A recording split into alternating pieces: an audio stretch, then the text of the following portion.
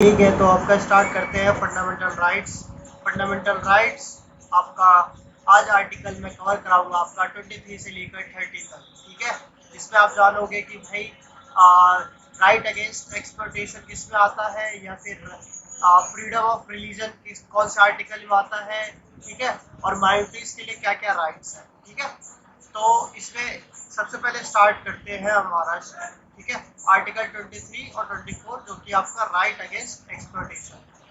ठीक है, अच्छा बिफोर दैट, अगर आपको मेरा वीडियो अच्छा लग रहा है तो प्लीज़ शेयर करें और सब्सक्राइब करें। ठीक है, जिससे कि आपको मेरा वीडियो जैसे ही मैं अपलोड करूँ आपको जल्दी से जल्द पता चल सके और आप उसको देख सकें। ठीक है, सबसे पहले क्या आपका आर्टिकल 23 और 24, जिसपे कि आपको बताया हुआ है कि इसका मतलब है right to against exploitation. Exploitation का मतलब सिंपली क्या है, एक तरह से किसी पे अत्याचार करना सिंपली है ना, हिंदी भाषा में कहें तो किसी भी तरीके से। तो वो अब वो कौन सा तरीके हैं और किन पे वो अत्याचार है सिंपली, है ना। तो वो चीज़ देखते हैं, तो वो है आपके आर्टिकल 23-24 में कवर, जो कि फंडामेंटल राइट्स में आते हैं। और वो कौन से हैं तो वो देख लेते हैं, एक बार ओवरव्यू देख लेते हैं, फिर मैं आगे आपको डिटेल में आगे बताऊंगा जैसे मैं बताता हूँ। तो सबसे पहले आप इसमें देखोगे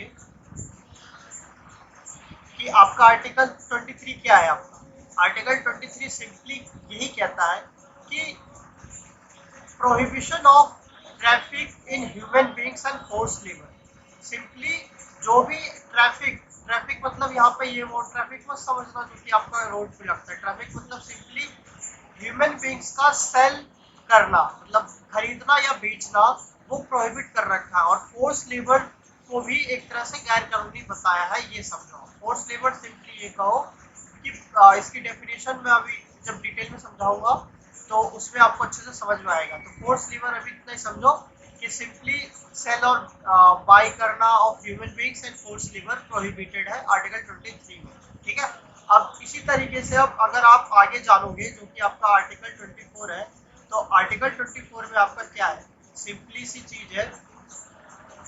सिंपली सी चीज ये है, देखो यहाँ पर क्या लिखा हुआ है, देखो चाइल्ड लेबर दिख रहा है आपको। तो चाइल्ड लेबर से सिंपली आप आर्टिकल 24 याद रख सकते हो कि prohibition of employment of children in factories. ठीक है, ये एटसेट्रा, और ये एटसेट्रा क्या है यहाँ पर, अभी आपको जब मैं एक्सप्लेनेशन दूंगा तब आपको समझ में आ जाएगा। ठीक है, सिंपली चाइल्ड लेबर से आर्टिकल 24 याद रखना कि चाइल्ड लेबर नहीं कराना। चाइल्ड लेबर सिंपली जिनकी एज 14 से कम है, ठीक है, वही इन पे इंक्लूड होगी। ठीक है, तो ये आप समझ गए होंगे। आगे बढ़ते हैं।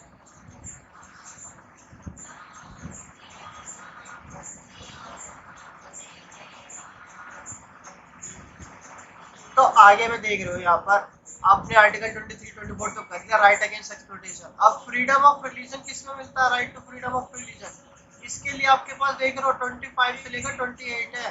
दैट मींस 25, 26, 27, 4 आर्टिकल इसमें आ रहे हैं right to freedom of religion में।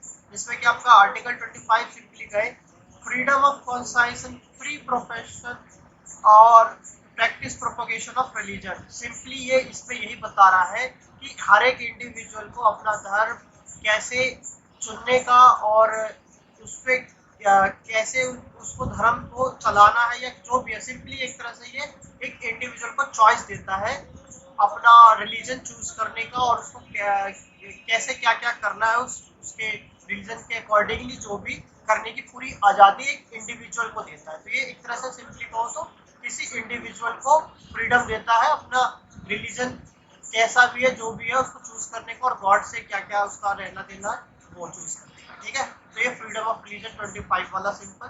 अब इसमें आगे देखो क्या है।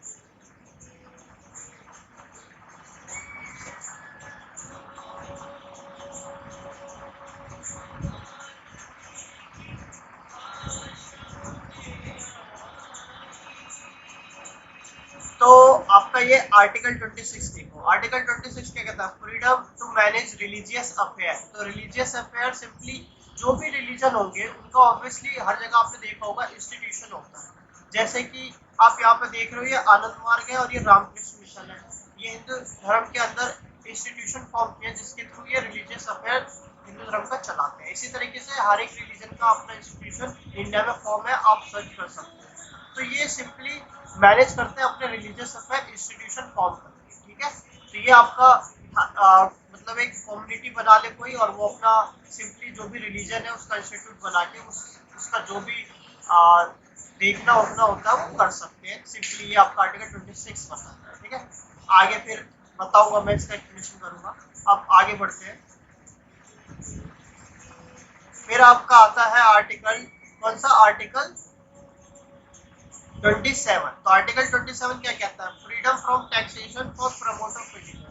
तो सिंपली यही कह रहा है कि हमें जबरदस्ती कोई भी टैक्स नहीं देना पड़ेगा रिलीजन के लिए, कि भाई हमें रिलीजन का काम है, इसके लिए हमें भाई तुम टैक्स दो, ये ठीक है। तो टैक्स आपसे ऐसा कोई नहीं मांग सकता रिलीजन के बेस पे, ठीक है, कि भाई टैक्स दो, इतना तो पैसा देना ही चाहिए। जैसे कि ऑब्वियसली मुगल दिल्ली सल्तनत के टाइम पे बहुत होता था, ठीक है, रिलीजन के नाम पे जबरदस्ती के पैसे लिए जाते हैं, ठीक है। तो वो ऑब्वियसली इसीलिए इसको इसमें इंसर्ट किया गया, ठीक है। अब आगे बढ़ते हैं।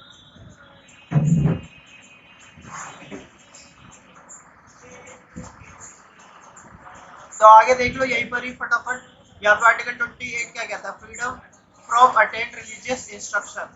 तो रिलीजियस इंस्ट्रक्शन को हमें लेना है कि नहीं लेना है, उससे हमें फ्रीडम मिलती है। जो भी आपका सिंपली जो भी स्टेट ओन इंस्टीट्यूशन होता है, ठीक है, भले वो स्कूल हो या फिर कोई भी इंस्टीट्यूशन हो गवर्नमेंट का, ठीक है।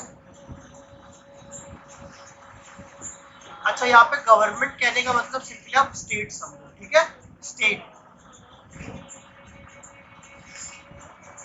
अब आ जाओ ये वाला आर्टिकल 29, देखो आर्टिकल 29 से लेकर 30 तक सिंपली कल्चर और एजुकेशनल राइट है, ठीक है। देखो आर्टिकल 29 सिंपली इंटरेस्ट बताता है, जो भी माइनॉरिटी है ना उनका इंटरेस्ट बचाने के लिए, उनका कल्चर बचाने के लिए आर्टिकल 29 है। और आर्टिकल 30 जो है सिंपली यही बताता है कि जो भी ये माइनॉरिटी है उनको अपना मतलब अधिकार देता है आर्टिकल 30 कि वो अपना एजुकेशन इंस्टीट्यूशन फॉर्म कर सके, उसमें स्टेट हेल्प करेगा, ठीक है। सिंपली आर्टिकल 30 यही बताता है। तो ये मैंने आपको एक तरह से ब्रीफ में बता दिया। अब चलते हैं इसके डिटेल एक्सप्लेनेशन, ठीक है।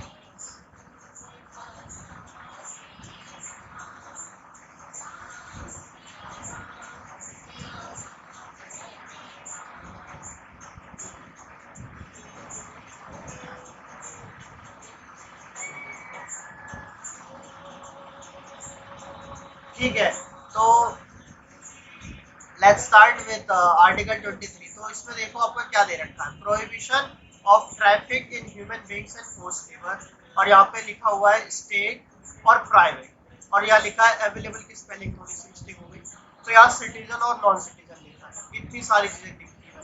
तो अब इसका मतलब क्या है? देखो इसका मतलब सिंपली यही है कि आपको ट्रैफिक का मतलब समझ में आ गया था, ट्रैफिक ऑफ ह्यूमन बीइंग्स। यहाँ पे फोर्स लेबर का मतलब क्या होता है? देखो यहाँ मैं बताता हूँ। फोर्स लेबर का मतलब होता है कोई भी आपसे अपने मर्जी के खिलाफ कोई काम कराता है, वो भी फोर्स लेबर में आएगा। फिजिकली टॉर्चर करके कर रहा है, या लीगली थप्पा लगा के, जैसे बंदो मजदूर होते थे ना, एग्रीमेंट साइन करवा के फिर काम करवा लेते थे।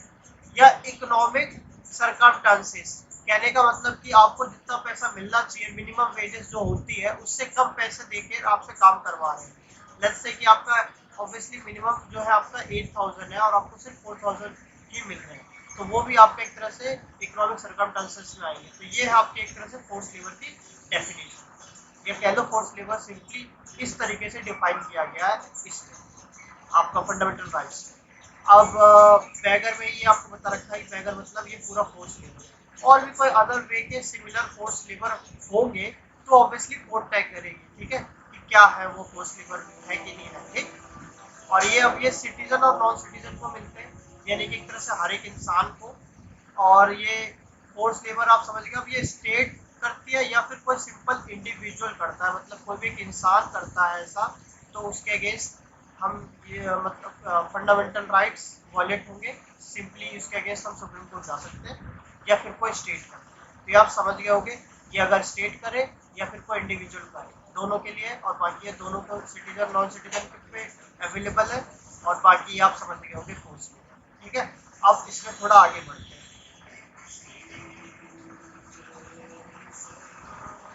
तो आप देख ही सकते हो यहाँ पे फोर्स लेबर देख लो, यहाँ पे बेड़िया बनी हुई है और ये ब्रिक का काम कर रहा है, तो आप देख ही सकते हो। तो तो इसके अगेंस्ट में पार्लियामेंट ने इमोरल ट्रैफिक वाला, यही जो ह्यूमन बींग्स वाला था, ट्रैफिकिंग वाला, उस पे एक्ट 1956 में लगाए, मतलब चालू किया था, ठीक है।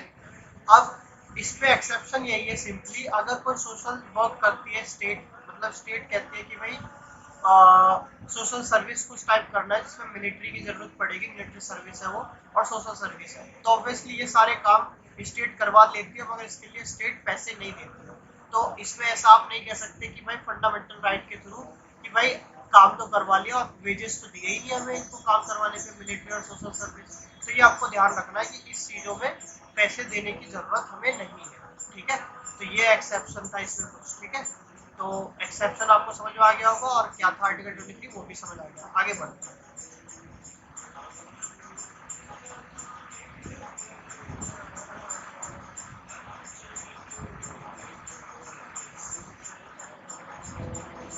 देखो भाई, अब यहाँ पर सिंपली क्या कहता है, prohibition of employment of children in factories. Simply ये कहना चाह रहा है कि फैक्ट्रीज में जो है ना, चिल्ड्रन को काम पे नहीं रखना है, ठीक है। अब चिल्ड्रन मतलब जो 14 ईयर से कम की एज वाले।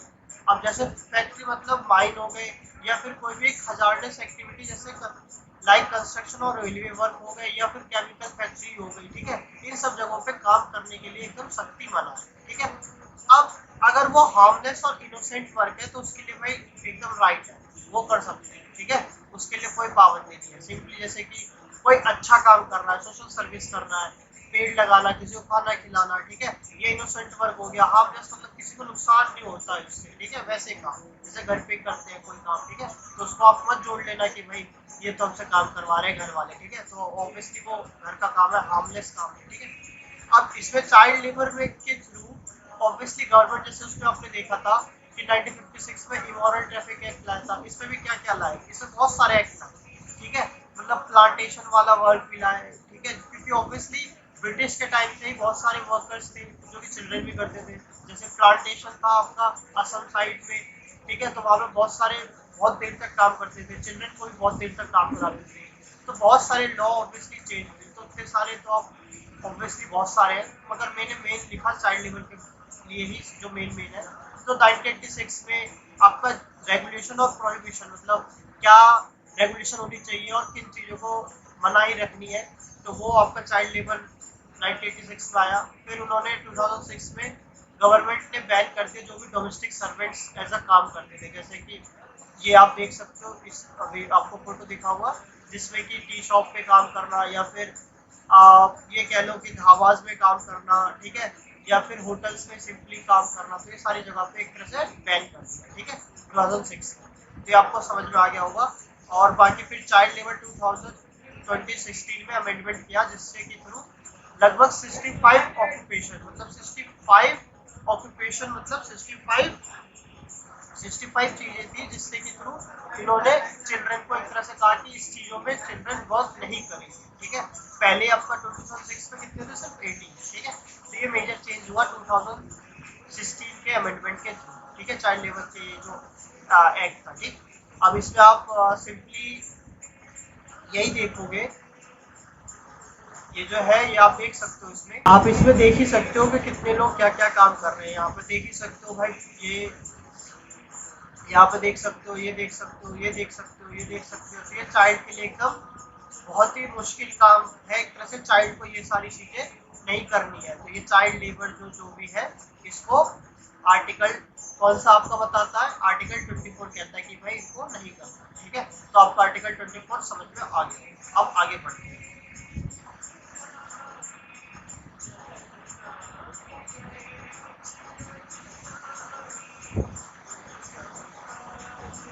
देखो भाई, अब इसमें देखो सिंपली क्या मैंने बताया, फ्रीडम, ये जो आर्टिकल 25 से 28 तक है, फ्रीडम ऑफ रिलीजन। तो इसमें देखो यहाँ पर बहुत सारी चीजें हैं। फ्रीडम किस किस चीज के, conscience, free profession, practice and propagation. तो यहाँ पे 4 चीजें हैं बड़ी बड़ी, है ना। तो ये 4 चीजें क्या है वो, अच्छा ये चीज सिटीजन मतलब एक तरह से हर एक इंसान को मिलती है, ये फंडामेंटल राइट्स इंडिया में, ठीक है। अब इसमें देखो कॉन्साइंस का मतलब हर एक इंसान को पूरी फ्रीडम मिलती है कि वो अपना गॉड कहे उसको, या कोई क्रिएचर कहे, जो भी वो कहे वो भगवान को, वो उसकी मर्जी है। मतलब वो उसको मूर्ति में देखे, पेड़ में देखे या किसी भी चीज में देखे, वो गॉड से अपना कैसा भी रिलेशन बना के रखे, वो एक इंसान की पूरी आजादी है। ठीक है, तो इसमें ये नहीं कहेंगे कि भाई तुम मूर्ति को भगवान कह रहे हो। ठीक है, तो ये उसकी श्रद्धा है, सिंपली ऐसे कह के हम एक तरह से कहेंगे फ्रीडम ऑफ कॉन्शियस। उसका जो उसकी डिजायर है, जो उसकी इच्छा है, जिस अनुसार वो अपने गॉड को, भगवान को क्या बोलता है, वो उसकी मर्जी। ठीक है, अब इसमें राइट टू प्रोफेस मतलब कि जो भी उसने भगवान माना वो ऑब्वियसली डिक्लेयर कर सकता है कि ये मेरे भगवान है, ओपनली किसी को भी बता सकता है, कोई इसको रोक टोक नहीं। ठीक है, अब राइट टू प्रैक्टिस मतलब उसके जो भी उसका धर्म से, जो भी किसी भी उसका रिलीजन है, पर्टिकुलर जो भी रिलीजन है, उसका जो भी वर्शिप होती है, कैसे मतलब एक तरह से भगवान से प्रे करते हैं, या उसमें क्या क्या बंधन होते हैं, या क्या क्या सेरेमनीज होती है, क्या रिचुअल, सिंपली जो भी चीजें होती है वो सारी करने की पूरी आजादी है। तो कोई ऐसा नहीं है कि भाई अब तुम हिंदू धर्म के हो और फिर तुमसे कहेगी कि भाई तुम ये नहीं कर सकते, हिंदू धर्म में ये आता है, और यह मुस्लिम ऑब्वियसली रिलीजन में ये आता है, और मुस्लिम रिलीजन से तुम बिलोंग कर रहे हो और तुमको गॉड मान रहे हो और तुमको वो करने नहीं दिया जा रहा है, तो ऐसे कोई रोक नहीं सकता। ठीक है,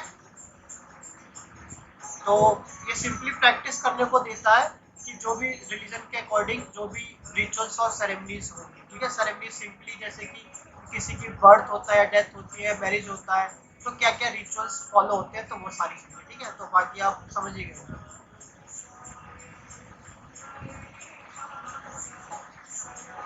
अब ये लास्ट वाला था, तो इसमें क्या है, प्रोपोगेट मतलब सिंपली इसमें ना एक दूसरे से ट्रांसफर अपने कर सकते हैं रिलीजन, सिंपली की बता सकते हैं भाई मेरा रिलीजन ऐसे, मतलब बातचीत सिंपली को एक दूसरे से बातचीत करके ऐसे सलाह मशवरा करना कि एक दूसरे के बारे में। ठीक है, अब बाकी इसके बिहाफ पे हम एक रिलीजन से दूसरे रिलीजन पे कन्वर्ट नहीं कर सकते किसी को कि भाई चलो भाई हमारा रिलीजन बहुत अच्छा है, बहुत अच्छा है, बहुत अच्छा है, अब तुम हमारे रिलीजन में कन्वर्ट हो जाओ, कन्वर्ट हो जाओ, ऐसा नहीं कर सकते कोई। ठीक है, जब तक किसी इंसान की मर्जी ना हो। ठीक है, तो वो उसकी मर्जी पे डिपेंड करेगा। ठीक, अब इसमें आगे बढ़ते हैं, तो आगे इसमें देख ही रहे हो कि ये अपना पूरा इंडिया, तो आर्टिकल 25 ये पूरा अच्छे से बताता है। ठीक है, इसमें एक चीज ध्यान रखना कि जैनिज्म, बुद्धिज्म, सिखिज्म हिंदू में ही आता है, तो ये एक रिलीजन है, बाकी इस्लाम, फिर ये क्रिश्चियनिटी। ठीक है, ये ऑब्वियसली फिर ये सारा पूरा एक तरह से 25 बता रहा है कि हर एक को पूरी आज़ादी है चूज करने की, जो भी आपका रिलीजन है, जो भी आपका गॉड है, गॉड चुनने की पूरी आज़ादी देता है। फिर उसके अकॉर्डिंगली क्या क्या है वो आपको मैं बताऊँ। अब इसमें आगे बढ़ते हैं, तो इसमें आगे बढ़ोगे तो देखो 26 सिंपली मैंने कहा था ना कि अब रिलीजन तो हमने चूज कर लिया, अब उसका हम मानना मतलब ऐसा माना कि हमें उसका इंस्टीट्यूशन होना चाहिए ताकि ये आगे बढ़ सके। इंस्टीट्यूशन बनाते तभी तो कोई चीज आगे बढ़ती है, तो 26 यही देती है हमें राइट कि हम इंस्टीट्यूशन फॉर्म करें और उससे फिर रिलेटेड मैनेज उसके अफेयर करें। जो अफेयर सिंपली यहाँ पर कि उससे रिलेटेड जो जो भी हमारा मोर्चा है, जो भी चीज हमें आगे क्या क्या करनी है जिससे कि हमारा रिलीजन आगे बढ़े, तो वो इंस्टीट्यूशन के थ्रू अफेयर चूज करते हैं, जो भी एजेंडा या जो भी चीजें रहती है वो फिर इसके थ्रू हम करते हैं। ठीक है, तो अब सुप्रीम कोर्ट ने बताया था जैसे रामकृष्ण मिशन है या आनंद मार्ग है। ठीक है, तो जो कि आप यहाँ देख सकते हो नीचे, ये आपका आनंद मार्ग है। ठीक है, और ये आपका रामकृष्ण मिशन है, तो ये आपका हिंदू रिलीजन के अंदर इंस्टीट्यूशन फॉर्म हुआ है जो कि हिंदू रिलीजन को एडमायर करता है और उसके बिहाफ पे सिंपली जो चीजें हैं आगे फॉरवर्ड करता है हिंदू रिलीजन से रिगार्डिंग। ठीक है, अब इसमें आगे बढ़ते हैं, समझ गया होगा इंस्टीट्यूशन और अफेयर, सिंपली यही है आपका आर्टिकल 26।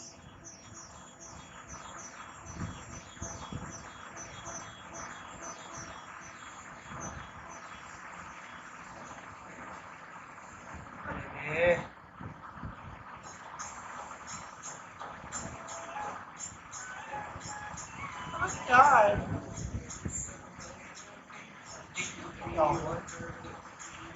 अपने आप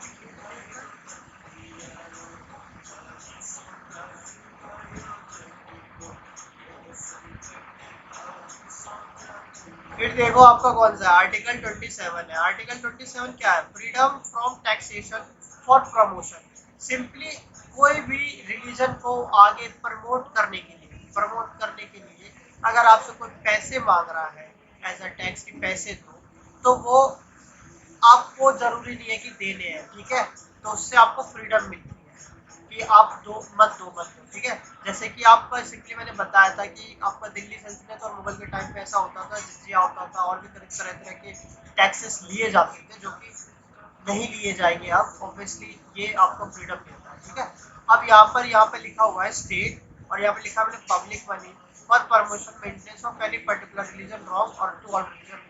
तो इसमें सिंपली मैं यही बताना चाह रहा हूँ, स्टेट पब्लिक की मनी सिर्फ एक पर्टिकुलर रिलीजन को प्रमोट करने के लिए, उसके मेंटेनेंस के लिए खर्च नहीं कर सकती। अगर करना ही है तो वो ऑब्वियसली जितने भी वहाँ पे स्टेट में, स्टेट यहाँ पे समझो राज्य, जितने भी वहाँ पर स्टेट में रिलीजन होंगे वो सारे रिलीजन को वो क्या कहते हैं प्रमोट करने के लिए पैसे खर्च करेंगे, सिर्फ एक पर्टिकुलर रिलीजन को नहीं, ठीक है। तो ये था आपका आर्टिकल 27। अब यहाँ पर फी देख लो, फी अगर ली जाती है तो ऑब्वियसली कोई सर्विस प्रोवाइड करती है वो इंस्टीट्यूशन, तो उसके लिए ली जाएगी।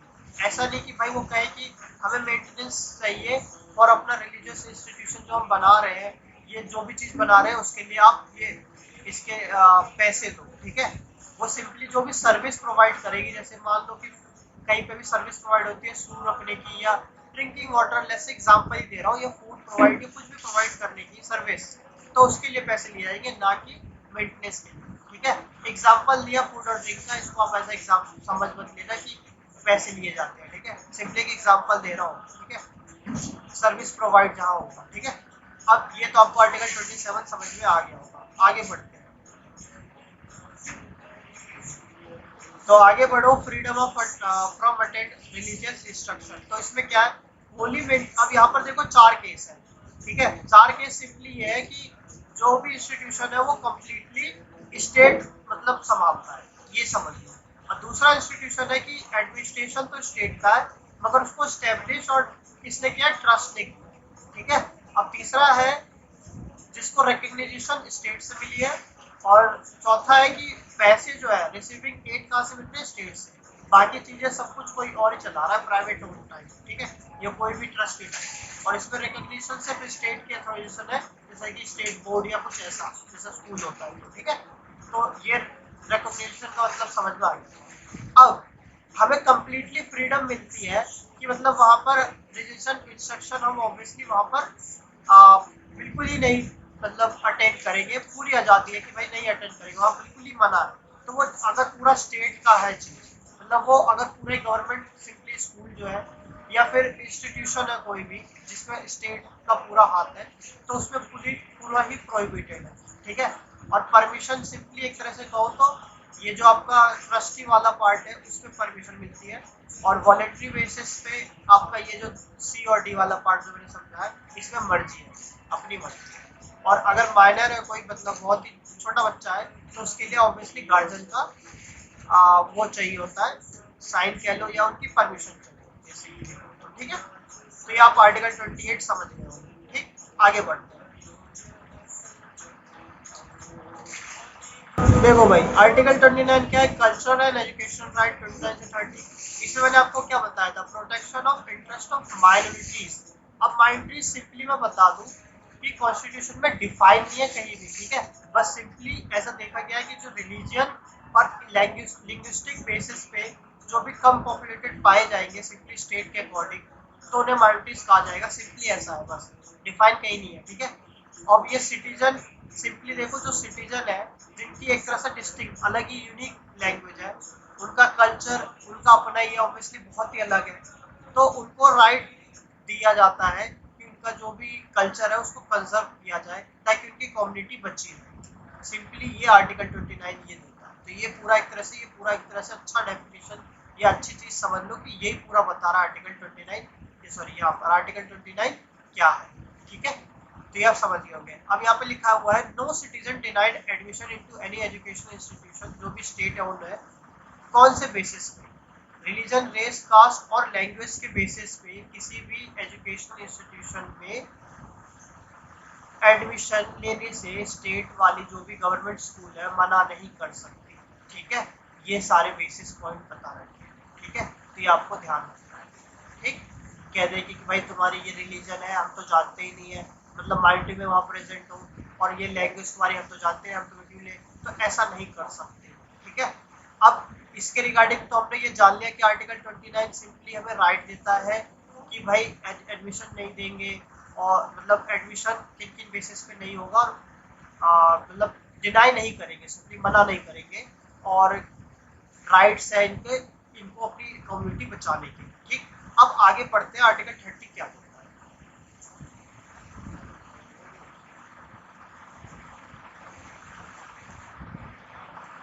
आर्टिकल 30 सिंपली ये कहता है right of minorities to establish और एडमिनिस्टर एजुकेशनल इंस्टीट्यूशन।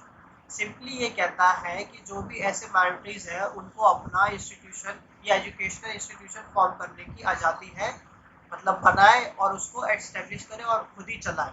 ठीक है, सिंपली ये ताकि उनका आगे ऑब्वियसली कल्चर और ये सब बढ़ता है। ऑब्वियसली एजुकेशन करेंगे तभी तो बढ़ेगा। तो इसमें सिंपली देखो क्या क्या ABC टाइप दे रखे हैं, तो इसमें देखो यही है, all minorities shall have right to establish and admission education institution of their choice, जो कि आपको मैं बता चुका हूँ। अब यहाँ पर कंपनसेशन स्टेट से फिक्स किया जाएगा। ठीक है, तो ये यहाँ पे क्या बोला हुआ है, compulsory acquisition of any property of minority education shall not restrict or abrogate right directed to them.